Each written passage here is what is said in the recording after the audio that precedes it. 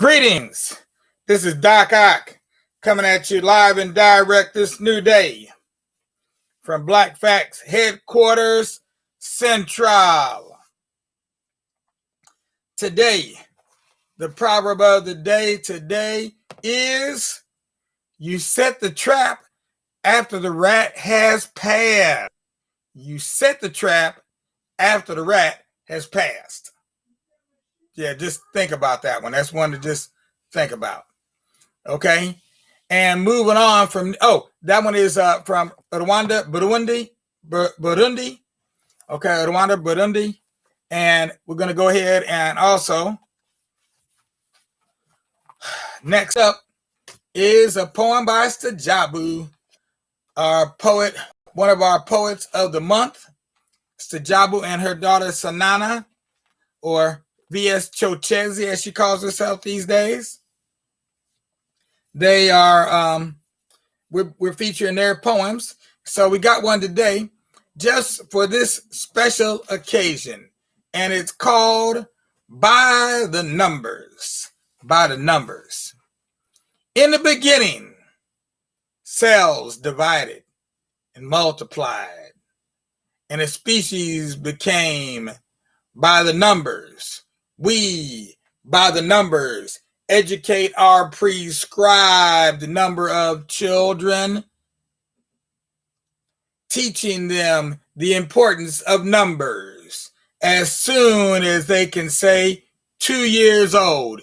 Then turn them over to a school system that disperses funds based on head counts, tax bases, not faces, not races, not places, in need of more because of poverty or language barriers. How many students in overcrowded classrooms can sit and listen after breakfasting on sugar/chocolate marshmallow non-foods while watching cartoons that make them want to run, shout, scream, jump, hit somebody, or tear something up? Dang, Stajabu. Sound like you've been up in a real classroom, showing up recently too. Because that showing up is how it be going down. How many can become creative, pursue knowledge, invent, imagine, revolutionize, theorize, philosophize in an antiquated school system where bored, and boring have become the standard quip spit from the lips of children as young as 5 by the numbers? How do they survive teachers whose sole purpose is to count heads, then count the ducats in their digit on payday, whether they teach anyone anything or not? How many times have I heard a teacher say something like that, including me? In frustration, obviously.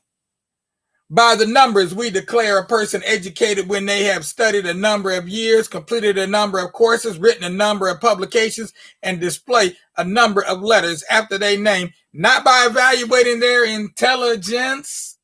By the numbers, students pursue careers instead of vocations, calling truths, passions, or beliefs, seeking the highest pay with the least sweat. Mustn't sweat is a big no-no. In this no sweat, man, no sweat, boss, no sweat society where sweating is only allowed in fitness centers. And that's after you put on your antiperspirant, because you really don't even want to sweat there. By the numbers, we are losing our young to consumer-oriented, happy, buy advertising, which will teach them the number of things to possess if they want to be considered a success, regardless of the consequence, regardless of the price, the highest being not a number, but their soul. Regardless of the price, the highest being not a number, but their soul. Stajabu. Deep, like a river. She let that poetry flow. And now we're going to talk about a school, because that's the topic of the day. We talked about setting a trap after the rats passed and by the numbers. And now we're going to talk about a school in Timbuktu. We're going to go all the way to Timbuktu and see how do they do school. Well, surprisingly, the way they do school in Timbuktu is the same way your children may be doing school this year if you send them back to that public school. Because here we go right here. And you see the picture of them. Okay. There's the picture. This was not painted by the numbers, by the way. That's just what's the Jabu. Right there. You see them? Okay. And there they are with their boards. They're writing boards. They write on the board and they erase and they write again.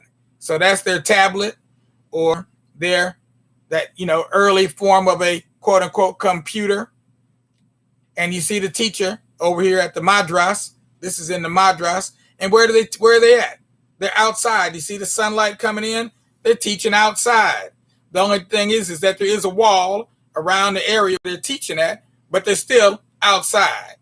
And that's what they're talking about this year, right here in the US of A, right here in America. They talking about teaching to our children outside under a tree. Now, you know about how long that's going to last. When things get really tight in the winter and the viruses have free reign, they ain't going to be able to teach under no tree. That's for sure. So it's only going to last so long. Matter of fact, it'll probably be done by Halloween because, it'll get into the rainy season. But Timbuktu, school of the empire, although it was a prosperous market city of almost 50,000 people, Timbuktu owed its greatest fame to its reputation as a center of intellect, a place where poets and priests could live like princes, where books mattered more than costly raiment or herds of camels.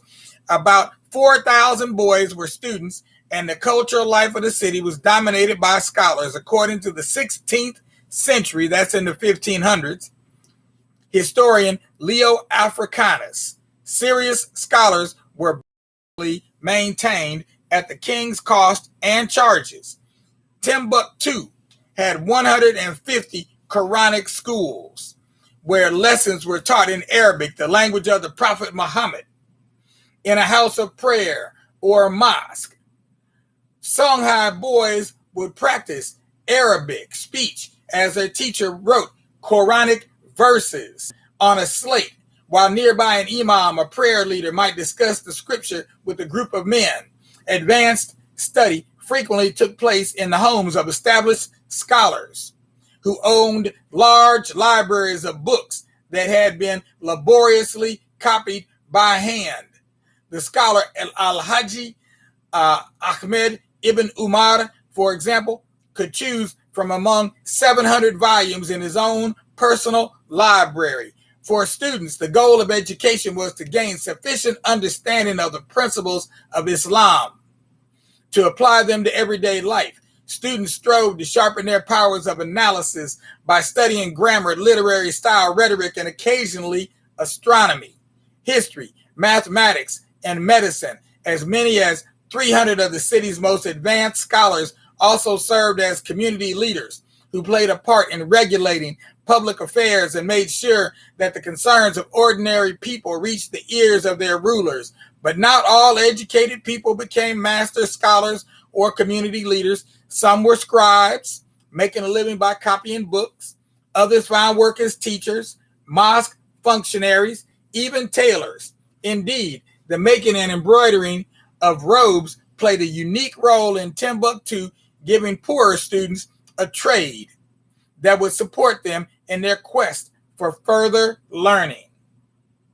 During its heyday in the 16th century, Timbuktu had more than 26 tailoring houses and 1,000 learned tailors. So Timbuktu, you remember we talked about it the other day. I'm going to come up with working on getting a map produced here so you can see what I'm talking about a little better. I've got one here behind me, but it's not the best map for our purposes. Timbuktu is right here on the edge, if not in the middle of the Sahara. So we're looking at right over here in what's now the modern day country of Mali. Okay, but the Sahara runs all across this whole area. It's even encroaching on modern day Ghana, which is all the way down here. So you can see Timbuktu is well in the middle of the Sahara. So This is was a center of learning that the Europeans wished they could go to, but the Pope had made it illegal. He'd made it an actual crime because all the scholars were priests at that time in Europe. He had made it a crime to even go into Al-Andalus and study with the Muslims, knowing that they had the most advanced medical science, astronomical knowledge, mathematical knowledge. That's why we're still calling out one of our basic courses in school is still called algebra. Algebra. I know we say algebra, but that's not what it is. It's algebra, because the first one, the al means the, and then you got jabra, which apparently means something has something to do with calculation. Okay, algebra. So even today, we still are using and as a matter of fact, all of the numbers we use today are Arabic numbers. So when we say English only, when we start talking, you hear people start talking about English only and all this kind of stuff. It's funny how many of our street signs are in either Spanish or Arabic influenced Spanish. Like if you have a street in your town called Alhambra, Alhambra means the red. So Alhambra is the red, which is a famous complex, palatial complex in Al-Andalus.